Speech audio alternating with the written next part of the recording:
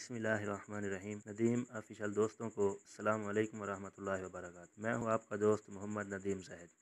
इस चैनल का मकसद सिर्फ़ और सिर्फ अपने दोस्तों की ज़िंदगी में तब्दीली लाना, यानी दोस्तों की ज़िंदगी को दीन इस्लाम की तरफ गामज़न करना है। दोस्तों, इस चैनल पर आपको सच्चे इस्लामी वाक़यात मिलेंगे। सहाबा कराम रिज़वानुल्लाहि अलैहिम अजमईन के वाक़यात और अंबिया कराम के वाक़यात इस चैनल पर आपको मिलेंगे। आज का हमारा टॉपिक का नाम है 10 रुपये।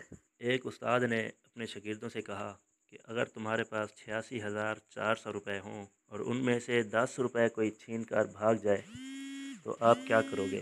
क्या आप 10 रुपये को बचाने के लिए चोर का पीछा करोगे या 86,390 रुपये को बाहिफाजत लेकर अपने रास्ते पर चले जाओगे?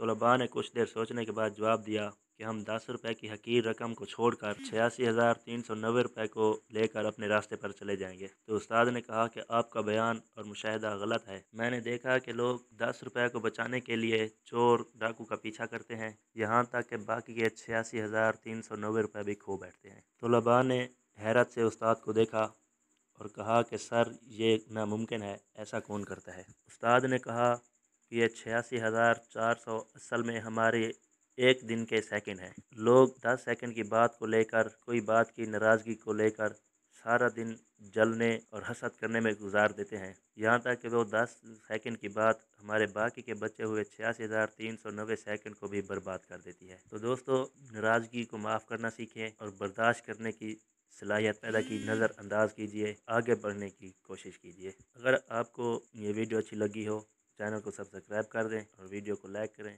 जज़ाकुमुल्लाह।